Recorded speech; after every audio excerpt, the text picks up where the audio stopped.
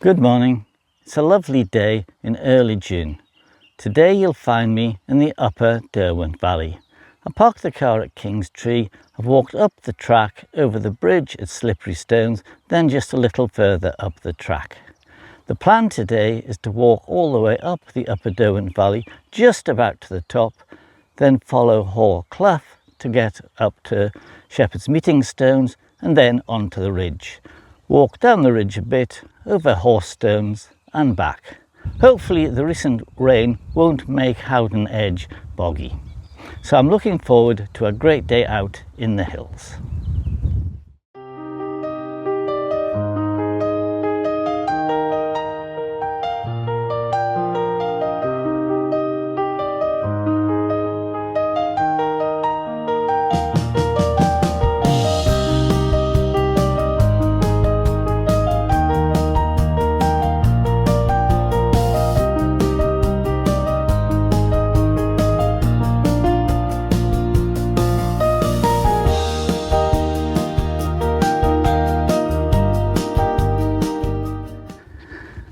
As I come around the corner, I can see grinner stones and barrow stones, which are on the west of the track. Today, I'm just going to walk up the track and go east to Shepherd's Meeting Stones, then Howden Edge. But on a later date, I think I'll come up here and go over the edge to barrow stones, grinner stones, and back down the ridge you can see on the left. I've now come to the end of the track, which turns into a path.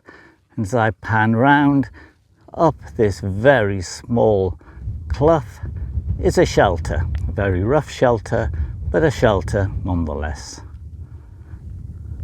And as I pan round, the track's in front of me and off I go. So I now have about 1 kilometre to walk along this good path until I get to Hoare Clough. Now I've left the track, this path goes very close to the river. Here you get a sense of remoteness. Now, I'm getting up towards the top of the Upper Derwent, and this is wild country, remote country. I'll have a bit of a chat about remoteness when I get onto the edge, which you can see clearly here by the rocks ahead of me.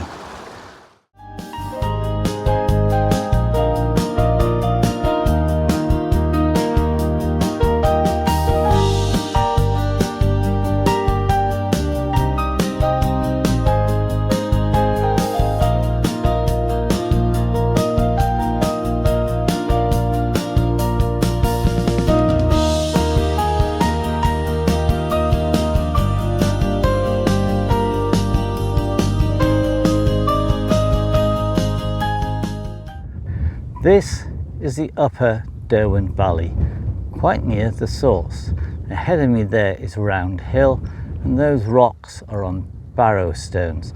Just the other side of those rocks is a sign that says this is the source of the Derwent. So I go around the high ground. You can see in front of me is Hoare Clough, which I'm going to climb.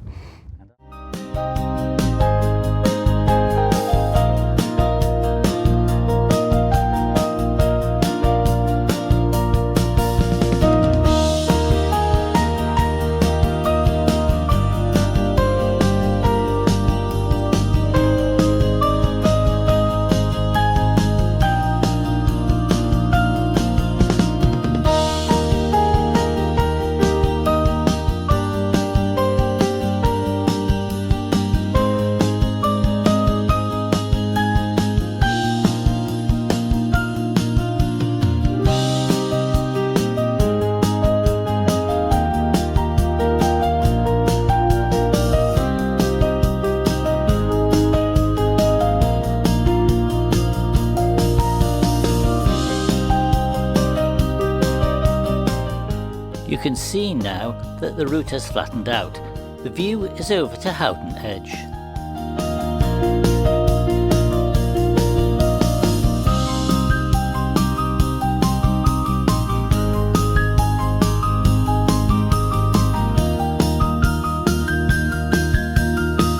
I'm following a path that goes directly from Shepherd's Meeting Stones to the edge. The OS shows a path that circles around to my left to the north. But this is a good path. I see no reason to take the slightly longer way. I'll just follow this path to the ridge which I can see ahead. I would like to talk a bit about remoteness. I feel this is a very remote place. Here I am, I've walked up the Derwent Valley, the Upper Derwent Valley, right to the top, climbed to the ridge beside it. So this feels very remote. A great place for solitude, great place to get away from it all. There's no one about. All I can hear is the wind and the odd bird. But what is the remotest place in England? I've seen a couple of YouTube videos of people who've been out wild camping at what they claim to be the remotest place in England, which according to Google is Riggs Hill above Alston in the North Pennines. But it does depend how you define remote. If you define remote as being distance from a road, this isn't very remote at all. I've got a phone signal, and behind me, if I get over to the higher point, I'll be able to see the Woodhead Pass road, not very far away. But if remoteness is a feeling, then this solitude here is definitely remote. And I believe that this is the remotest part of the Peak District, the top of the Derwent Valley. No one about on a lovely day in June. What more can you ask for? Over in the distance there you can see Horsestone, which is where I'm headed. The path here is very faint, but hopefully I can follow it all the way without getting my feet too wet. I talked about remote, but that's home Moss transmitter and over the moors. And what can we see but the vehicles going over the Woodhead Pass and then the built-up areas on the side of Barnsley. Not too remote really, is it? Behind me you can see Horsestone, and it's very tempting to say, right, I'll just walk straight over there. And certainly in wet weather this is not a good idea. It is very wet underfoot down there.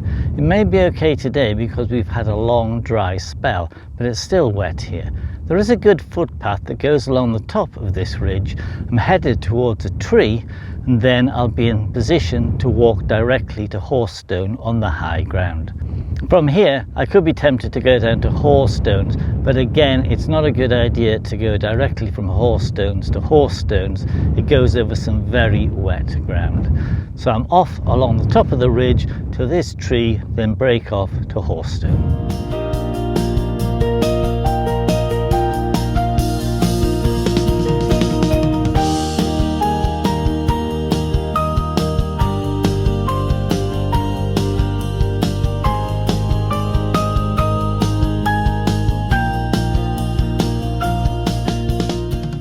According to my phone with map and GPS, I'm at 0.514.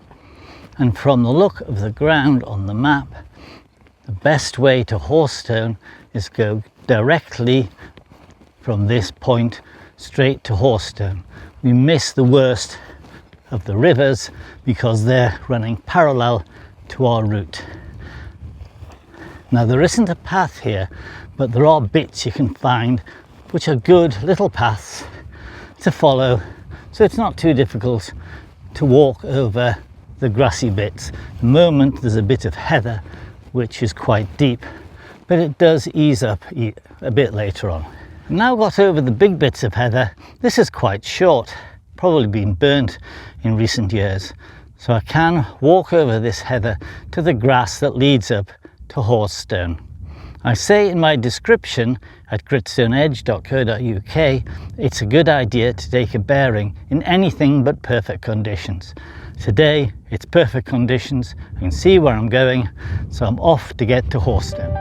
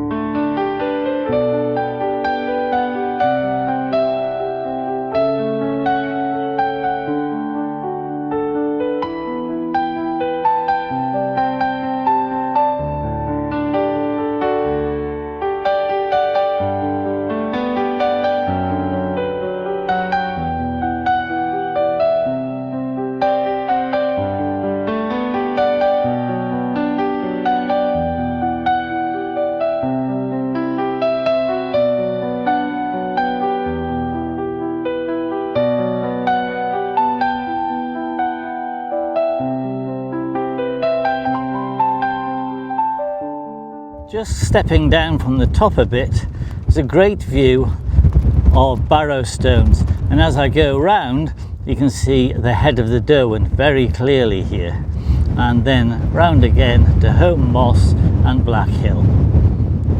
This is Horsestone Naze, the way down. There is a faint path all the way down here, but it does go through heather and bilberries. This is prime area for ticks.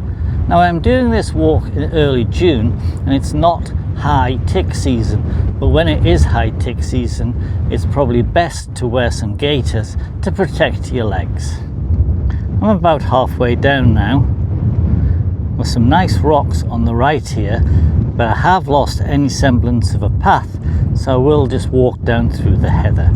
I'm aiming for that tree in front of me, and then I'll walk over to the coppice on the side of Little Stannery Clough. I lied, there is a path that goes down here, a faint path, but a path. Again, aiming for those trees on the flatter ground at the bottom. I am nearly all the way down Horsestone Naze. The view is up Stannery Clough and over to Crowstone's Edge. Then it's onto the high point of Sheffield at High Stones with Back Tor in behind. That's Crowstones and this is Stannery Clough, and you just see straight ahead of me at the bottom of the valley is the track that takes me back to Slippery Stones and then the car.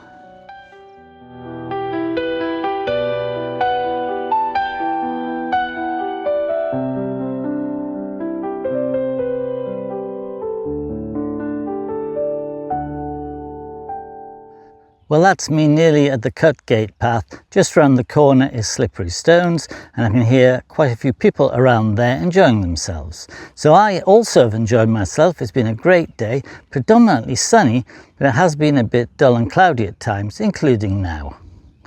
So it was a great walk up the valley, some fantastic views up the valley, then over to Shepherd's Meeting Stone, then over to Howden Edge. Once at Horsestone, the way down was in Horsestone Naze. It was quite overgrown. Even the faint paths I found were overgrown with heather. The heather seemed to be a lot larger than it was last time I was here. Maybe I'll have to explore a different way down, but I'm sure there are no paths up there. So whatever you do, going down from Horsestones is going to be quite a fight. Anyway, I'm now walking down the valley, just round Slippery Stones and back to the car at King's Tree. It has been a great day, so bye for now.